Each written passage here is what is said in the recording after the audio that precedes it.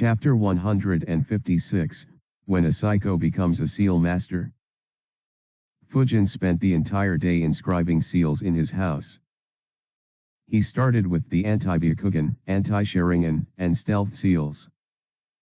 He followed it up by using seals to strengthen the doors, walls, and pillars even more, and also used seals to increase their resistance to fire, wind, lightning and water.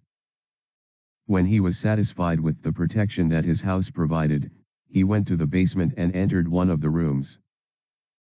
Fujin observed this room and thought, the dimensions of this room are exactly as the meditation room in that tower. Fujin opened the scroll where he had recorded the details of that room. He inscribed all those seals in his room and recreated that room. Fujin thought, great. Now I just have to buy those incense sticks and candles. Then this will be the only room where I meditate. Fujin checked all the seals again to confirm that everything was fine. He left the room and used the finger carving seal to write meditation room on the door. Fujin then went into the room on the opposite side. This one had a lot of holes in the walls. Fujin inspected them properly and thought, I'll need to buy the proper tools to make this similar to the training room for dodging. I'll do that tomorrow. Fujin used his finger carving seal to write the name on the door and moved into another room. This room was completely empty. Even light bulbs weren't present. Fujin inscribed a few seals on the walls to produce light. Once there was sufficient light, Fujin began inscribing gravity seals on the floor. After some time, he analyzed, gravity seals have been inscribed evenly in this room. The gravity in this room is approximately 2.5 times as compared to the outside. Combined with my training seal, this place would be good to practice my taijutsu forms and do weight training. And I can increase the gravity by inscribing more gravity seals on the floor. But, first I should isolate this room properly. The increase in gravity in this room shouldn't affect the rest of the rooms. And it shouldn't damage the structural integrity of the house. It would suck if my new house just collapsed. That aside, in the future, I should experiment with whether I can combine the meditation room and gravity room. I wonder if that would help me meditate and condition my body at the same time. After all, I kinda have been having a feeling that in the future I will need to meditate a lot. Fujin decided to experiment with it later. He currently didn't have the expertise to create such a room, as the design for the meditation room was copied and not created by him. Fujin made a hand sign. It deactivated all the gravity seals he had inscribed in the room. Fujin began inscribing anti-gravity and isolation seals around the gravity room. He had to check multiple times. After some time, he was satisfied. The increased gravity in the gravity room was successfully isolated and wouldn't have any effect on the rest of the house. Fujin analyzed, after I buy the tools, I will have these 3 rooms ready for use. As for the other 5 rooms, I haven't decided anything yet. I would have loved to make wind, lightning, and fire training rooms. Unfortunately, the elemental crystals aren't accessible to me yet. Even if they were, I am guessing that I would need a lot of them. Oh well, time for the 5 seal barrier. Fujin summoned 5 papers and laid them on the floor. The papers were brown in color and almost looked like the trunk of a tree. He grabbed a brush and made his chakra flow through it. He wrote forbidden on each of the 5 papers. He made a hand seal and all 5 words disappeared. Fujin looked at the papers and thought, Fuinjutsu is strange. Such a simple seal can defend against freaking S-rank jutsus. Unfortunately, the other 4 seals can't be placed inside the house. Otherwise, this seal would be completely broken. Fujin wrote "not at home" on one of the papers and attached it to his door. The remaining 4 papers, he attached to the trees around the house. After the papers were attached, they were almost invisible to the naked eye. Fujin made a hand seal. The chakra that could be sensed from the papers became suppressed as well. He thought, perfect. Even Byakugan will have a tough time locating them now. Fujin walked to the front of his house. He formed a fist and concentrated chakra. He punched the door with full force. Fujin saw the result and exclaimed, excellent. As he had expected, there wasn't even a dent in the door. He thought, this should keep the home safe during Orochimaru's invasion. I wonder if it can withstand the Shinra Tensei as well. I'm guessing that it won't. Fujin made a hand seal and deactivated the seal. He pulled the paper off and carried it back home. He began making more tags. He created 64 barrier tags. He installed them at appropriate locations inside his house. Once that was done, Fujin thought, barrier tag isn't as strong as the 5 seal barrier.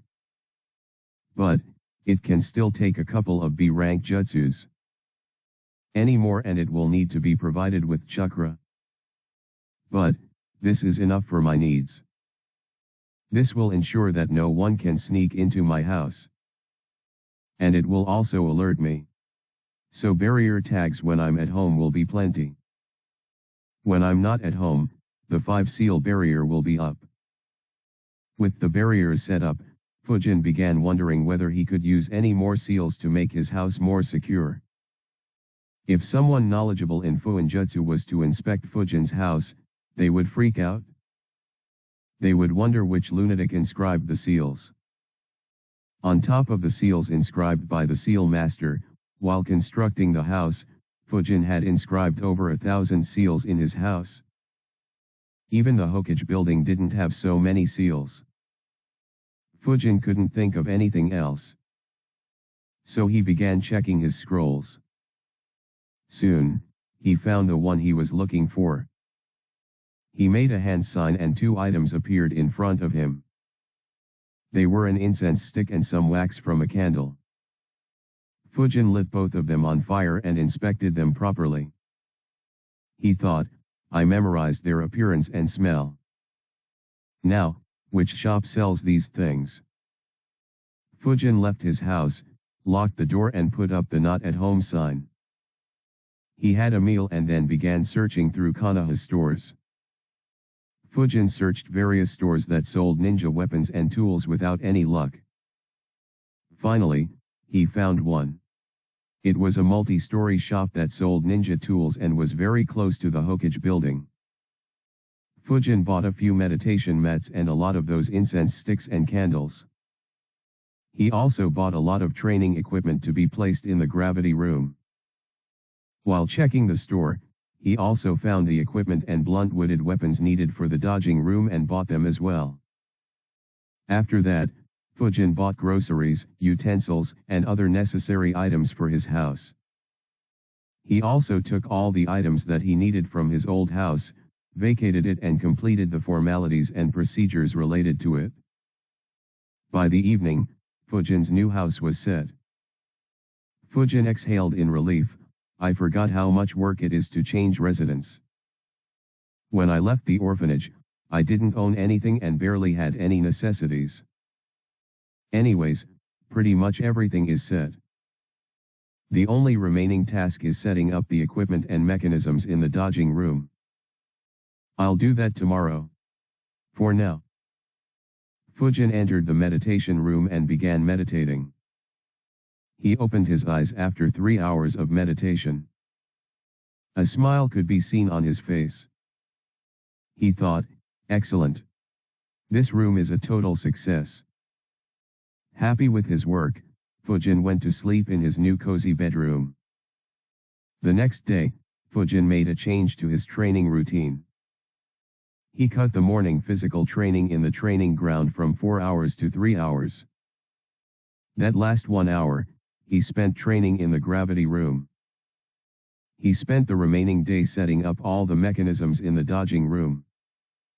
He tested the room a few times and had to make some changes until he was satisfied. Fujin thought, I think I can improve the efficiency of this room even more. Right now, I depend on my eyes and ears to sense incoming weapons and dodge.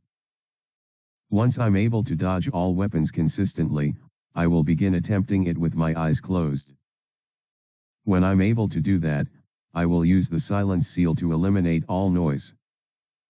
That should help improve my instincts. Anyways, all the plans that I had are completely implemented. Only one last thing to do. Chapter 157, Party. Fujin left the basement and got on the ground floor. He opened a scroll and summoned a very long cloth. Fujin began inscribing some seals on the cloth. After some time, Fujin made a hand sign.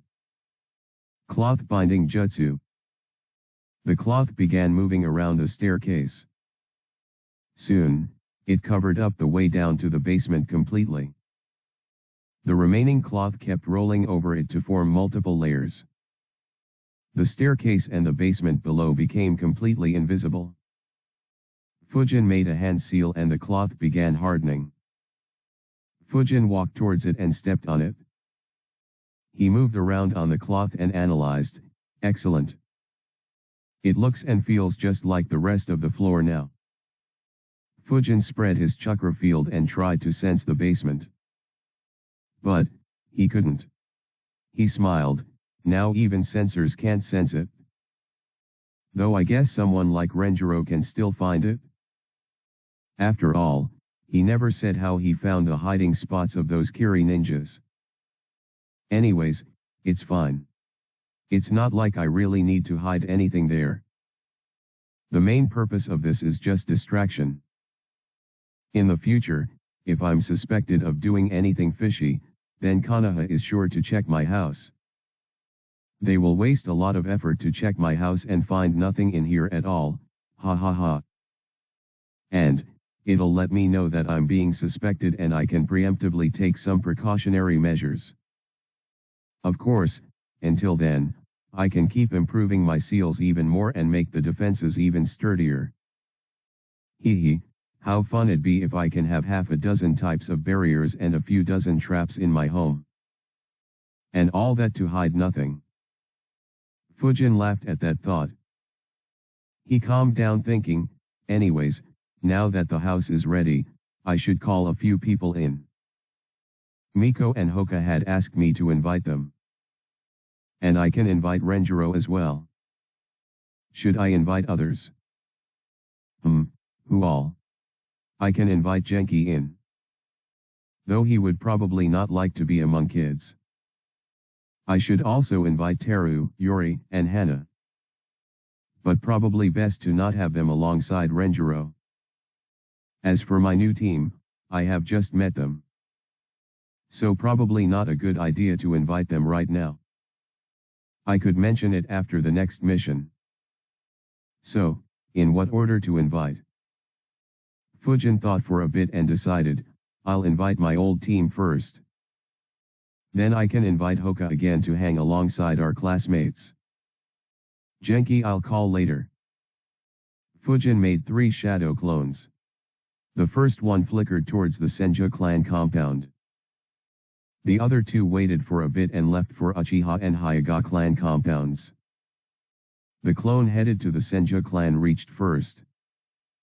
Unfortunately, Renjiro was out on a mission. The clone passed a message about his new house and left. He searched for Teru's house and invited him. He chatted for a bit with Teru and dispelled himself. The memories of the clone were transferred to Fujin and other clones. The other clones had reached the respective compounds but didn't enter till they received the memories. Since Renjiro wasn't available, they invited Miko, Hoka, Yuri, and Hana. After Fujin received their memories, he thought, that's surprising. All are available for tomorrow. Luckily I bought a lot of snacks. Oh well, let's see how my first time playing host in this world goes. Unfortunately no video games here. I should buy some board games and cards though. Might be handy if I decide to keep interacting in the future. Fujin created a couple of clones. One went to Genki and invited him to visit in the evening. The other clone went to civilian shops and bought some games. The next day, Fujin once again began his day with the new morning workout routine. At 9 a.m., he went out to buy chicken. He made a shadow clone and went to the meditation room. The clone washed the chicken and left it to marinate with salt, turmeric powder, red chili powder, ginger garlic paste, and lemon juice. At noon, Fujin's friends began arriving. Senju Teru was the first one to reach. Fujin welcomed him home. Teru said, "Long time no see. I was surprised to see you yesterday." Fujin nodded and said, "Yup. One of the reasons why I thought it'd be fun to get together." Teru asked, "Who else is coming?" Fujin answered, "Hoka, Yuri, Hana and Miko." Teru asked, "Who is Miko?" Fujin answered, "She was on the same genin team as me and Hoka." Teru and Fujin chatted about their life after leaving the academy till others arrived. They sat in the circular room with the round table. Fujin had already arranged snacks on the table. They chatted while Fujin's clones served them fried chicken. Hana commented, "This is delicious, Fujin. I didn't know you were such a good cook." Teru agreed with her, "Yeah, this is good." Fujin said, "Thanks, I'm glad you guys liked it." Teru looked at Fujin and asked, "So Fujin, how did you manage to buy such a huge house? Aren't they expensive?" Hoka added, "Yes. This house is bigger than my house. And Fujin lives alone here." Fujin answered, "It wasn't very expensive as it is towards the outskirts of the village. Most of the money came from mission rewards." Yuri asked, "Mission rewards? I have been doing missions for a year longer than you. I have completed 19 rank B missions and still don't have that kind of money." Fujin chuckled and said, "We did 3 rank A missions with our sensei." Yuri was riled up, "What? 3 rank A missions? How? I haven't been to even one." Miko laughed and teased him, "That's right, Yuri. And of those 3, we did 2 back-to-back." Teru sighed and said, "You guys lucked out by getting Renjiro-sama as your sensei. He's a badass."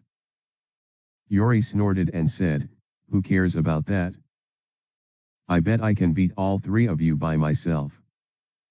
That pissed Miko off. She yelled, "Bastard! What did you say?"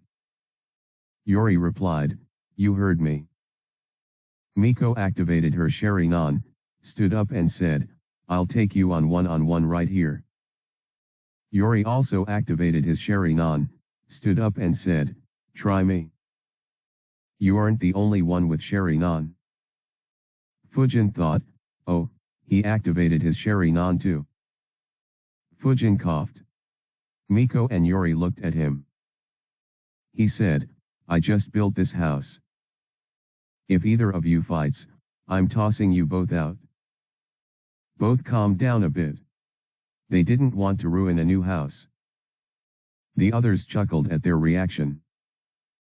Fujin grinned and said, "Besides, if you want to fight, then I have booked the training ground closest to here." Fujin grinned and said, "Besides, if you want to fight, then I have booked the training ground closest to here. Let's go and check Yuri's claim there." He thought, why did I even bother buying board games? The best way to build a bond in this world is to fight? Well, other than using talk no jutsu. Teru chuckled and asked, "You booked a training ground? Did you anticipate that Yuri would start a fight?" Fujin said, "Not really. I booked a training ground for a few months." Fujin said, "Not really. I booked a training ground for a few months." Hana was surprised. She asked. A few months. Fujin said, you guys use your clan grounds for training.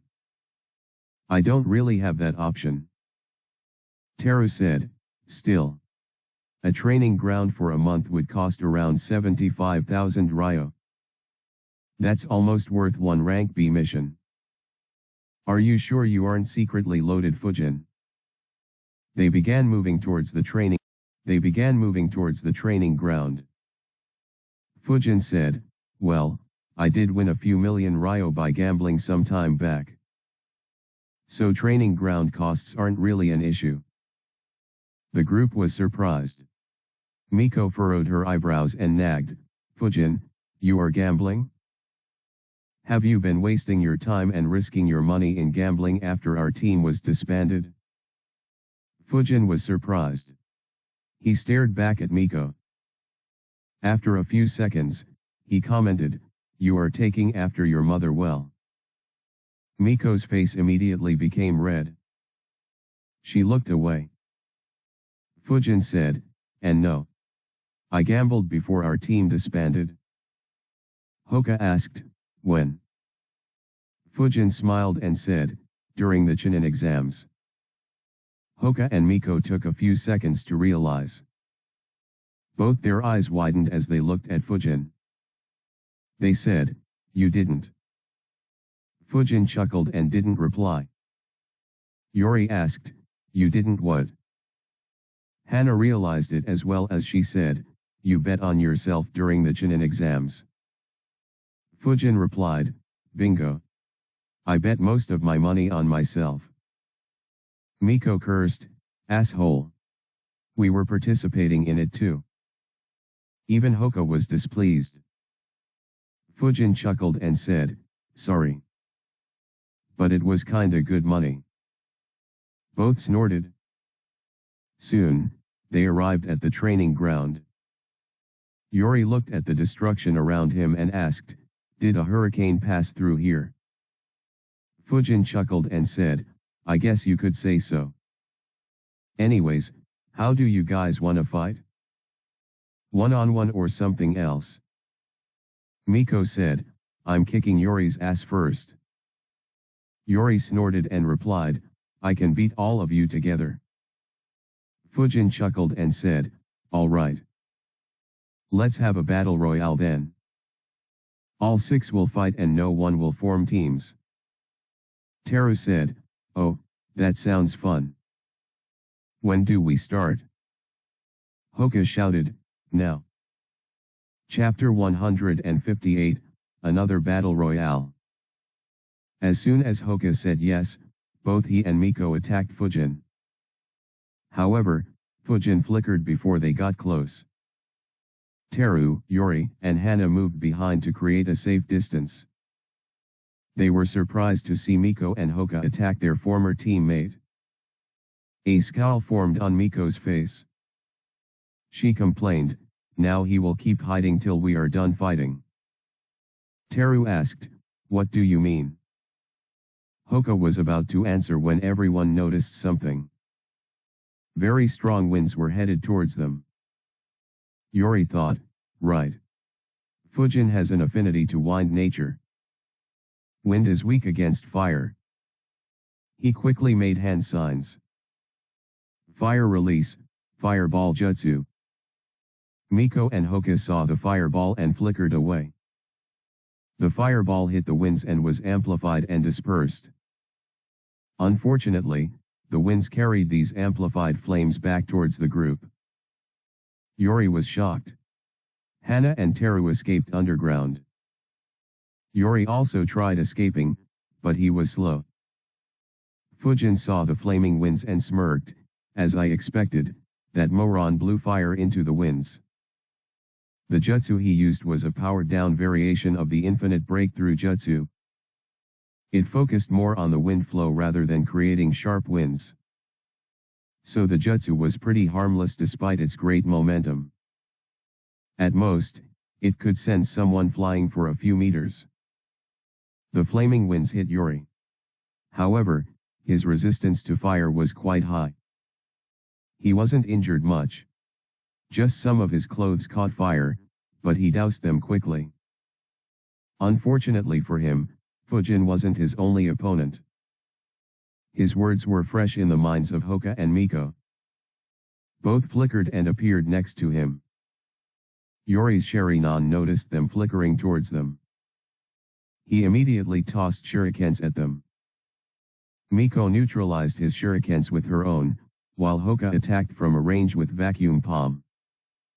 At such a close distance, Yori couldn't dodge. The vacuum palm hit one of his chakra points and sealed it. It disoriented him. Hoka noticed the opportunity and attacked him again. 8 trigrams, 16 palms. Yori tried struggling, but he was no match for Hoka's taijutsu. Hoka sealed Yori's chakra points. After getting his last hit, Hoka said, "You are out." He placed his palm on Yori's chest and pushed him towards a tree. However, at the same time, he heard, "So are you." Teru appeared under Hoka and grabbed his legs. Earth release, headhunter jutsu. Hoka was dragged underground, leaving only his head above the ground. Teru placed a kunao on his forehead. Hoka cursed internally, "Shit. I got distracted." He sighed and said, "I give up." At the same time, Miko launched shurikens at Teru. Teru immediately blocked them all with the kunao. They both began fighting.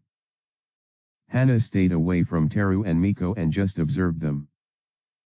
Fujin too observed from a distance while thinking, "Did they forget about me?"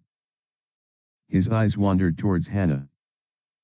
He commented, Looks like I am not the only one who likes to wait till others are exhausted and injured. Unfortunately, there are no rewards for winning." Wind instantaneous body jutsu. Fujin flickered along with the wind. Hana, whose attention was majorly on Teru and Miko, was also keeping an eye on Fujin. Though she didn't expect Fujin to move so quickly, she was prepared to face him. She attacked him with the gentle fist style. The basic rule, while fighting against a Hyuga, is to keep a distance. But Fujin was interested in measuring his progress. So he engaged Hana in taijutsu. Hana's strikes were on point. But Fujin blocked all the attacks with ease. His speed was much faster than hers. He never allowed her fingers or palm to touch his body. Hana was shocked. How much did he improve in just over a year? I can't even touch him. After blocking her continuously for a minute, Fujin concluded, in terms of taijutsu, she isn't anywhere near Hoka's level. Not seeing any point in extending it any further, Fujin decided to attack. Hana attacked Fujin again, but he grabbed her wrist and threw her into the air. He exhaled a gentle but strong wind at her which sent her flying back towards a tree. She flipped in the air and landed on the tree on her feet.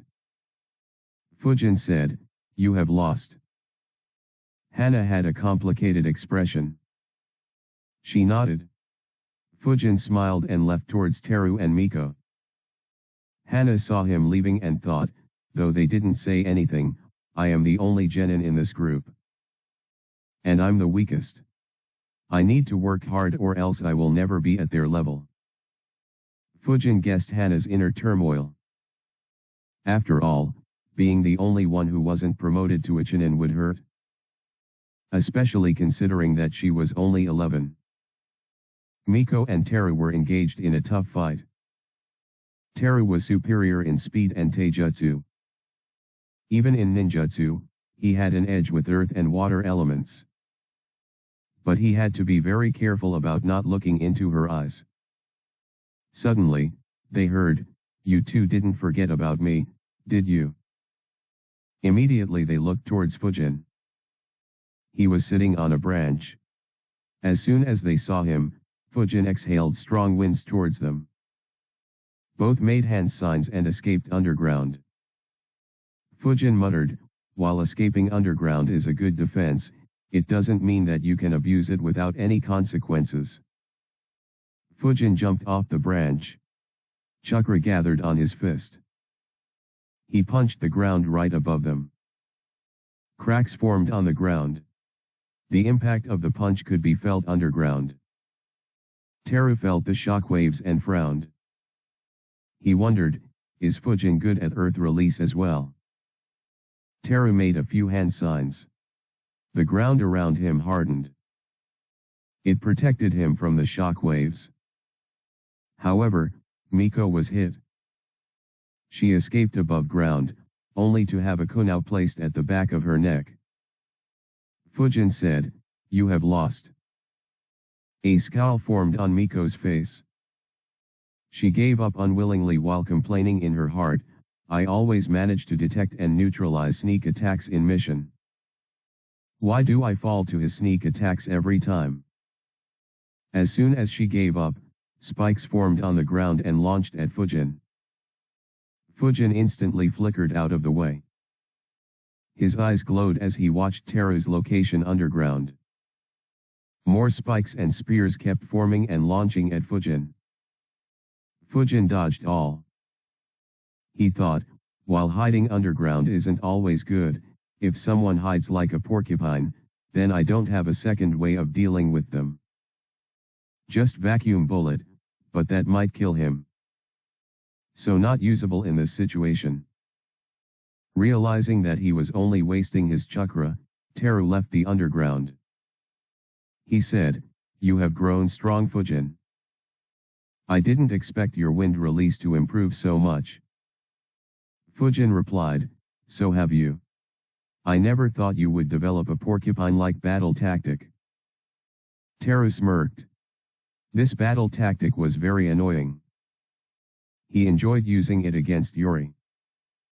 Fujin said, "Wanna end this the old way?" Teru replied, "With our fists?" "Sure." Both rushed towards each other. Their fists clashed. They followed up with a flurry of punches and kicks. Teru was stronger and faster than Hana. But Fujin was still faster and stronger than him. In a minute, Fujin landed 7 hits on Teru. Fujin kicked at his chest. But Teru raised his forearms in defense. The kick landed on his forearms and sent him flying for a few meters. Fujin didn't pursue him. Teru flipped in the air and landed on his feet. He complained, "Shit. What have you been eating?" Fujin just grinned without replying. Teru said, "I'll use my full power." "Be careful, this is the taijutsu of my clan." Chakra began gathering around Teru's fists and feet. Fujin could see it clearly. He understood what Teru was up to. A smile crept on his face. Teru didn't understand why Fujin was smiling. He sent a punch straight at Fujin's chest. Fujin formed a fist and gathered chakra in it. He punched Teru's fist. Both the punches clashed. Teru's eyes widened in shock as he felt the strength in Fujin's punch. Fujin applied more force and sent him flying. Teru flipped in the air once again and landed on his feet. But, this time he was sent flying for 25 meters and he skidded backwards a few meters more. He asked, "How do you know Senju Taijutsu style?" Fujin said, "Did you forget who my sensei is?" Teru smiled bitterly, "I didn't think he would teach it to someone outside the clan." Teru shook his right hand and said, "I give up. I can barely feel my right hand anymore." Fujin said, "Yeah, mine kinda hurts too." He thought, I should check whether Kakuzu's skin hardening jutsu is in the library. It might be a perfect combination with the Senju Taijutsu style. Maybe I should discuss it with Renjiro.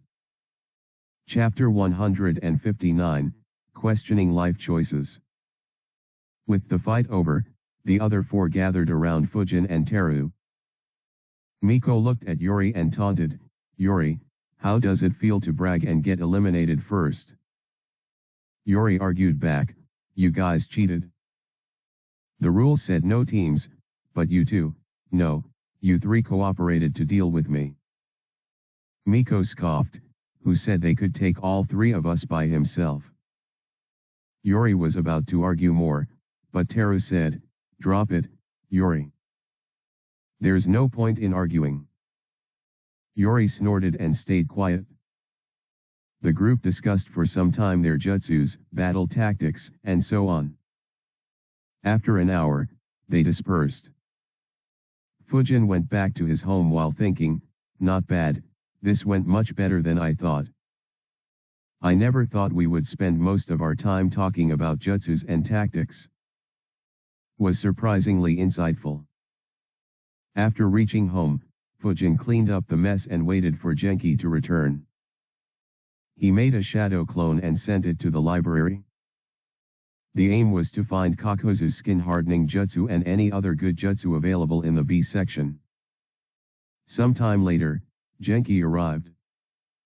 His jaws dropped on seeing Fujin's house from the outside. He thought, "What the hell? Why does he need such a huge house? And where did he get the money for this? Did he somehow convince Lord Hokage to give him another reward?" He knocked on the door with his mind full of questions. Fujin opened the door immediately and welcomed him in. Genki awkwardly said, "It looks like you are doing very well, Fujin." Fujin didn't understand the context. So he just nodded and said, "Yes, sensei." Genki sighed internally. He realized that Fujin didn't understand him. Fujin asked, "Would you like to have something, sensei?" Genki was surprised. He asked, "What do you have?" Fujin answered, "Well, I have some snacks. And can cook a few pieces of fried chicken quickly." Genki said, "Sure." Fujin made a shadow clone who got to work.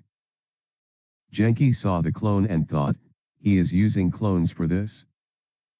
Don't tell me he made such a huge house to accommodate his clones. Genki said, "While your clone cooks, tell me what all you have experienced after graduating." Fujin. Both sat down as Fujin began telling Genki most of the unimportant events. Genki listened carefully while asking questions or passing comments, compliments, and criticisms. They ate the fried chicken while discussing. After they finished chatting, Genki asked, "Fujin, did Lord Hokage give this house to you as a reward?" Fujin tilted his head and asked, "Does Lord Hokage give houses as rewards?" He looked down and muttered softly, "Did I just get scammed? I should go and ask him." Genki heard that and freaked out.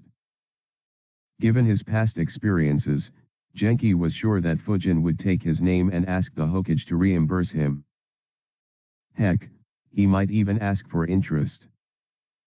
He quickly refused, "No, no, no. Lord Hokage doesn't reward like this. I just asked because I was wondering how you could afford such a place." Fujin understood and said, "Oh. We did back-to-back rank A missions. I killed some ninjas with a bounty during it." Genki was surprised. He asked in disbelief, "Rank A missions?" Fujin nodded and said, "Yup. Renjiro-sensei took us with him." Genki didn't say anything. He thought, Fujin and his squad already did rank A missions. They did rank A missions at an age when I was still in the academy. Heck, I did my first rank A mission after Fujin graduated. Genki had arrived here to motivate and encourage his student and inspire him a little bit. Instead, he began questioning his life choices and achievements. He recalled how he introduced himself as an elite genin to every class he taught. He recalled how he celebrated all night when he was promoted to jounin. And now he found out that his students undertook missions at the same level of difficulty as him in just a year's time. And his students seemed to be doing financially better than him too. Genki sighed in his heart thinking, when I taught the class, I always thought that I will feel pride when my students surpass me and have great achievements. I never imagined that I'd be depressed. In all those thoughts I was already old and my students were in their 20s. Fujin didn't understand why Genki was lost in thoughts. He said, "Unfortunately, the missions were classified. So I can't tell you the details, sensei." Genki replied, "It's fine. Anyways, rank missions are very dangerous. It's fine when someone as strong as Renjiro leads. But don't try it without him." Fujin nodded. Even with Renjiro, they almost died. Though it was likely that Renjiro's presence attracted Kakuzu. Fujin asked, "Are you still teaching sensei, or are you doing missions?" Genki answered, "I was promoted to Jounin after you guys graduated. So I have been doing rank A missions." Fujin's eyes brightened. He said, "Congrats sensei." Genki smiled. Some of his pride returned. Though it was fated to be crushed again. Fujin asked, "Can you invite me on rank A missions, sensei?" Genki immediately refused, "No. They are too dangerous." He thought, "What the hell? I thought he admired me. Instead, he just wants to take advantage of me. His greediness hasn't decreased one bit." Fujin said, "Come on sensei. I can handle myself as long as I am not facing Jounins. And my sensor skills and wind nature manipulation provide the perfect support." However, Genki remained adamant, "No." Fujin looked at Genki with a deadpan expression. Genki thought, "Why is he looking at me like this?" He became a bit uncomfortable and asked, "What?" Fujin said, "At least give a proper argument." Genki sighed and said, "I am a newly promoted Jounin. I am not our team leader. So I can't bring you along anyways." Fujin thought for a bit, "That is reasonable. Still." Fujin sighed and said, "All right sensei. But at least recommend my name if you need someone with a skill set like mine." Genki finally nodded and said, "All right. But don't keep your hopes too high." Fujin smiled and nodded. Genki gave Fujin some advice on how to take care of the house and left. After he left, Fujin sighed, "Playing host is too much work. Though it should be fine once in a while. Also, none of my guests today noticed the basement. Looks like this cover is good enough." Fujin created a shadow clone. It dispelled itself almost immediately. The memories of the clone were passed to the clone in the library. It dispelled itself. Fujin received the memories and was surprised, "Wow. I didn't think there was so much good stuff that I never checked." The jutsu Kakuzu used is called the Iron Skin Jutsu. In addition, many barrier jutsus are also placed in the B section. They will be good to have alongside my Fuin Jutsu. There is also the Summoning Jutsu, Rashomon. That would be another good defense to have. Though there is no triple or more layered Rashomon Jutsus. Still, even without them, this is great. Wild Lion's main jutsu is another good one. It is the jutsu that Jiraiya used to extend and strengthen his hair. And Needle Jizo Jutsu, based on this jutsu, is also there. Actually, I can form a new defense system with Rashomon, Iron Skin, and Lion's main jutsus. Combined with my high speed and intercepting or deterring attacks at mid-range with wind jutsus, injuring me will become very difficult. Tobirama's Bringer of Darkness Genjutsu to target the Uchiha is present in the B section as well. So 5B rank jutsus that I will need to master. And might need some barrier jutsus as well. I will focus on these after I am done with my lightning release. Once I am done with all of them, I will try the summoning jutsu. With that good defense, I should be fine even if I encounter wild and ferocious summons who won't reason with anyone. Chapter 160, Castle Defense. Fujin entered the lowest floor in the basement. He extended his palm and looked at it. Chakra began spinning in his palm, taking a circular shape. Fujin decided, it's been a long time since I practiced this jutsu. In fact, I haven't practiced it since I graduated from the academy. Fujin began practicing the Raise Nan. With all the seals he inscribed, he was no longer worried about anyone seeing this. He was able to form the Raise Nan properly, though it was a bit slower. He continued his training using different methods. He initially tried decreasing the time needed to form it as much as he could. When he couldn't decrease it any further, he began trying to form the Raise Nan while running. After training for 2 days, Fujin managed to improve his control over Raise Nan considerably. He was able to form a proper sphere. And he improved the speed of creating the Raise Nan by a huge degree. He could now create a Raise Nan in fractions of a second and while moving around freely and even while running on walls or ceilings. A smile formed on Fujin's face as he watched the Raise Nan. He thought, great. Raise Nan has been mastered to a sufficient degree. Though I should still test it out in mock battles. More importantly, I can prepare for Raisen Shuriken when I'm ready. That's an S-rank jutsu that no living ninja would like to get hit by. Fujin played with the ball of chakra in his hand as he thought, that said, it's best to never use this jutsu. Aside from the trouble of explaining how I learned this, there is also the issue of its effectiveness. A sword with wind chakra flow will be far more dangerous in most scenarios. The only time a Raise Nan could be more effective is when I'm clashing head-on against another strong jutsu. But, considering the high-speed nature of my fights until now, such clashes are almost non-existent. A giant Raise Nan could be more effective, but it'll consume a lot of chakra. So again, it won't be worth it until I can find a way to significantly increase my chakra reserves. After observing the Raise Nan properly, Fujin dispersed it and his clone and began training again. Since he already had formed a Raise Nan properly, he was progressing rapidly. Fujin's next mission with Tomatsu and the rest was uneventful once again.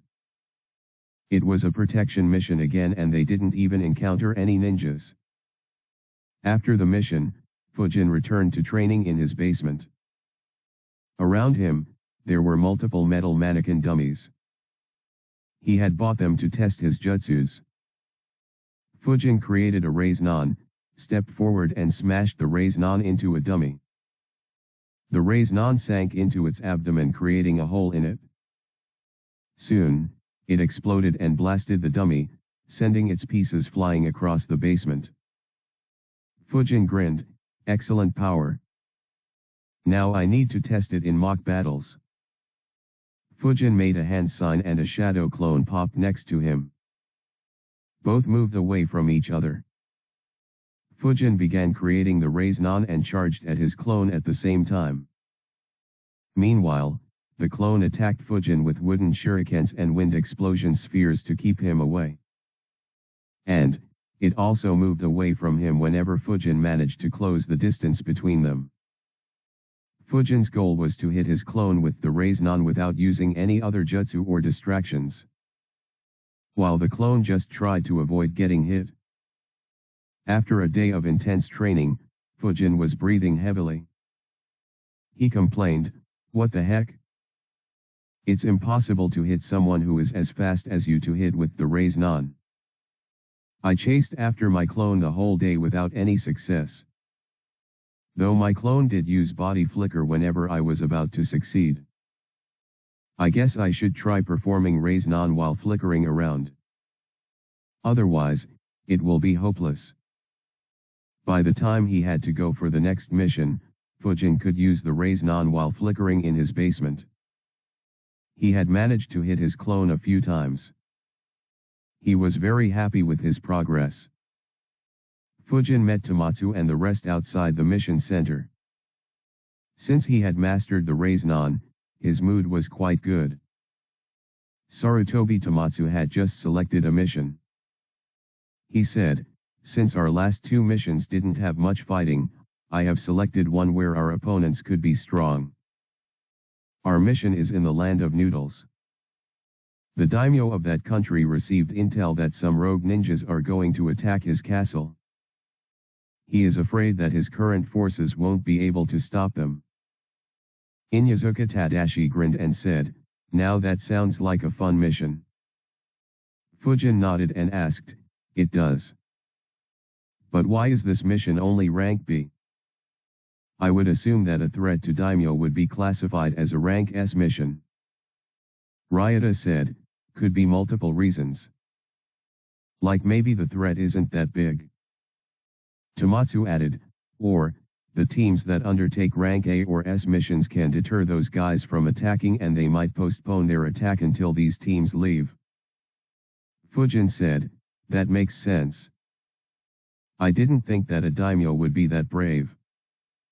Tomatsu chuckled and said, "Don't say that loud. Anyways, my guess is that daimyo and his family have already escaped to a safe place. They probably left behind body doubles to trick their opponents into attacking the castle. Anyways, let's leave." The group nodded and left immediately. After a day of travel, they reached their destination. The group observed the castle from a distance. It was a moderate-sized castle with a wall surrounding it. Tadashi said, "So this is the castle that we have to defend." Ryota said, "It isn't as big as I thought. Though it ain't a bad thing. At this size, we will be able to defend it properly." Tomatsu asked, "Do you think you can make use of the walls, Ryota?" Ryota answered, "It's tough to say. Even if I could, it won't be much helpful against ninjas. At max, I can get a few surprise kills." Tomatsu said, "Depending on our opponents, just that might be enough to give us an edge. Anyways, let's go." They traveled quickly and reached the castle. Tomatsu handed the mission scroll to the gatekeeper and they were allowed to enter the castle. As soon as they entered, a ninja flickered in front of them. He said, "Thank you for coming to protect us. I am Akira Soten. I am responsible for the defense of this castle." Tomatsu said, "I am Sarutobi Tomatsu. Let's enter the castle. You can brief us with all the details." Soten nodded and led the Konoha team to a room in the castle. Everyone took their seats. Tomatsu said, "We didn't get much information in the mission statement. Can you tell me the exact details?" Soten nodded and said, "I can't give you the source of the information. But from what we know, we expect to be attacked by 18 rogue ninjas. Most of them will be at the Chunin level. We don't know who their leader is, but we expect him to be at the Jounin level as he is able to organize such an attack. As for the defense, I am the only Jounin in the castle. So I will take on the enemy leader. We also have 12 Chunins and 17 Genins. So we are confident at defending. But we ask for help in case something outside our calculations happens and to decrease our casualties." Fujin heard the details and his left eye twitched. He thought, this guy is considered a Jounin. Tomatsu nodded and inquired, "Do you know where those guys are located? We could launch preemptive attacks and cause them casualties." Soten replied, "No.